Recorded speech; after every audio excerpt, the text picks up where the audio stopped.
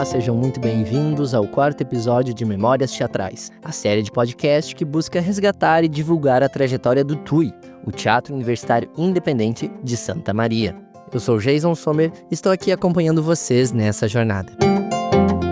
Esses podcasts fazem parte do projeto Memórias Teatrais, o legado do TUI, aprovado pela Lei Paulo Gustavo do Rio Grande do Sul no edital Pesquisa, Registro e Memória.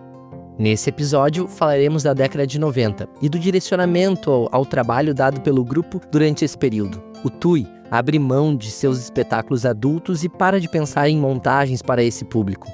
Clênio decide direcionar os esforços do grupo para as apresentações ao público escolar, realizando a produção e as circulações de forma independente. As circulações dos anos anteriores trouxeram uma proximidade grande com professores e diretores e, por consequência, com as emergências temáticas da escola da época. Essa década foi um profundo mergulho no teatro-educação. Mas vamos por partes. No início dos anos 90, Clênio monta Carlota Feliz, uma adaptação do texto A Galinha dos Ovos de Ouro, de Luísa Arthur e Carlos Abel, que o grupo havia montado em 84. O espetáculo ganha bastante espaço de circulação e fica anos em cartaz, sendo apresentado tanto em eventos municipais, para a comunidade escolar, quanto para apresentações nas próprias escolas. Até 92, temos também registros de apresentações da peça Recacau no supermercado. Clênio dedica-se a montar outros espetáculos de sua autoria ou então de Mercedes, sua esposa. Em 93, ele escreveu e montou A Magia do Bem. Alguns recortes de jornal comentam que a montagem fala de forma singela e despretensiosa sobre a bondade nas relações das pessoas. Analisando essa época, percebemos que o foco do grupo se tornou dar continuidade ao trabalho e à manutenção do seu elenco através do teatro e educação, investindo também no público das novas gerações. Desde os primórdios do TUI, com os projetos de circulação, Clênio acreditava que o caminho para o teatro era a formação de público, desde o âmbito escolar. E ele dizia, a gente só vai ter um Brasil de teatro se na escola o teatro for igual a matemática. Todos os dias a criança abria o caderno de teatro, todos os dias a criança assistia uma cena de teatro, todo dia a criança fazia teatro. Esse quem falou foi Cristiano. Logo vamos falar mais sobre ele. Não se pode negar também a parte rentável do trabalho com espetáculos destinados ao público infantil, que tinham muito mais procura e possibilidades de apresentações. Nesse início de 90, Clênio se afastou da atuação e se dedicava mais à produção e à articulação dos trabalhos do TUI. Ele assume plenamente a postura de diretor do TUI. Muitas vezes viajava com um grupo, mas não integrava o elenco fixo. Realizava algumas apresentações, claro, conforme a necessidade, mas já não era sua principal função no grupo. Em 93, o grupo circulou pelo interior gaúcho, perfazendo 82 municípios, totalizando 217 apresentações com mais de 100 mil crianças na plateia. E a produção dessa circulação foi toda feita de forma independente. Clênio sempre foi muito organizado na parte administrativa, mantendo os bordeiros justos e correspondente à realidade. Isso servia tanto para avaliar o público de cada apresentação, quanto para organizar a contabilidade do TUI e manter todas as contas em dia, inclusive um bom cachê por apresentação ao elenco. Em 94, o grupo monta o espetáculo Complete Ecologia e logo após Higiene Sem Senhor, ambos de autoria de Mercedes Marques, a esposa de Clênio. Mercedes comenta sobre o convite de Clênio para ela escrever espetáculos para o grupo. Teve um dia que ele disse, já montei tudo a Maria Clara, agora tu vai ter que escrever para mim. Foi quando eu me meti escritor. E ele teve que me dizer onde é que estava o personagem. Porque eu sempre escrevi mais crônica, poesia, coisa assim, da faculdade. Mas as peças deu certo. Mercedes é pediatra e com essa aproximação do universo teatral, graças ao TUI, cria obras dramatúrgicas que conseguiam abordar os temas que o Clênio queria trazer aos espetáculos do TUI. O grupo, nesse período, volta a ter uma intensa circulação de espetáculos pelo interior gaúcho. E nesse momento, entra para o grupo uma pessoa que se tornará central ao TUI após o afastamento de Clênio. Em 94, Cristiano Bittencourt, um adolescente periférico, é convidado a integrar o elenco do TUI após o grupo realizar uma ocupação teatral na escola. Sobre a ocupação, falamos daqui a pouco mais. Mas esse que vocês dizem que é o terror é o que eu preciso, porque eu tô me despedindo de um ator que vai embora por questões pessoais para Caxias e ele faz um sabonete na Higiene Sem Senhor, que é um personagem que é acrobático. E eu fui convidado a vir para fazer uma experiência no TUI. O Clênio conversou com a minha mãe e eu queria, era uma vontade minha, tanto é que fazem 30 anos, né? Cristiano entra para o elenco dos dois espetáculos que iriam circular em 95, o Ecologia e o Higiene. E de lá para cá, ele se tornou uma peça-chave para a continuidade do grupo e também para a manutenção das histórias e práticas do Clênio e do Tui. Nos anos seguintes, o Tui apresenta muitos espetáculos. Complete Ecologia é, Higiene Sim Senhor, A Magia do Bem e Carlota Feliz.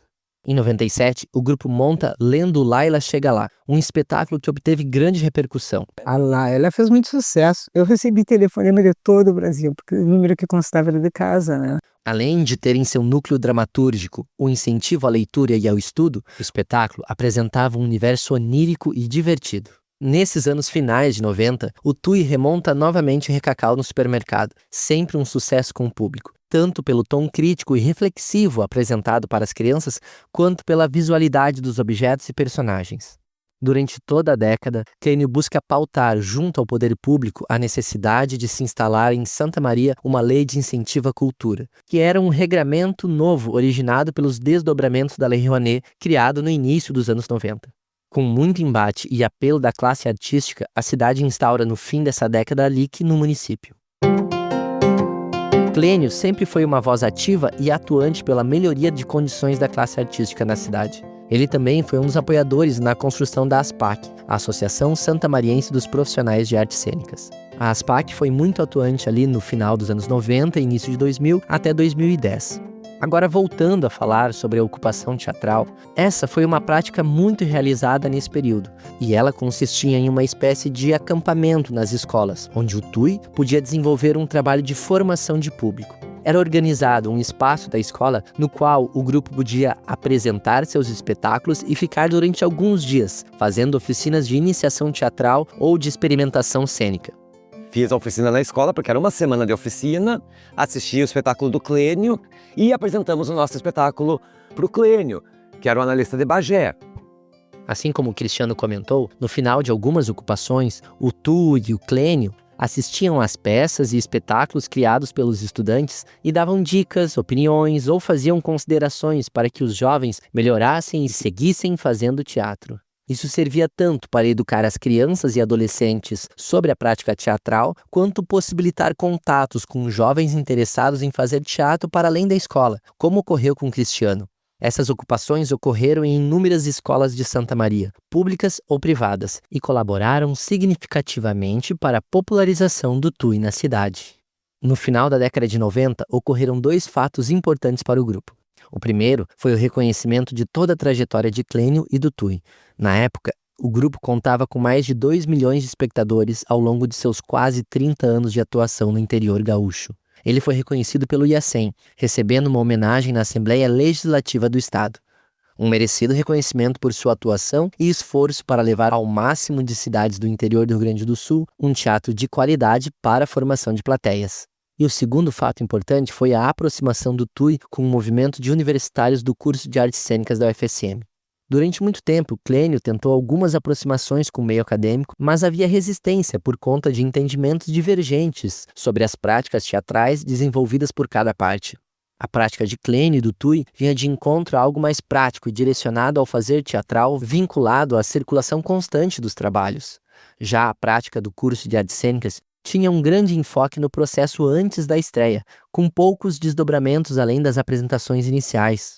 Contudo, no final dos anos 90, algumas circunstâncias fazem o Tui se aproximar do teatro da FSM.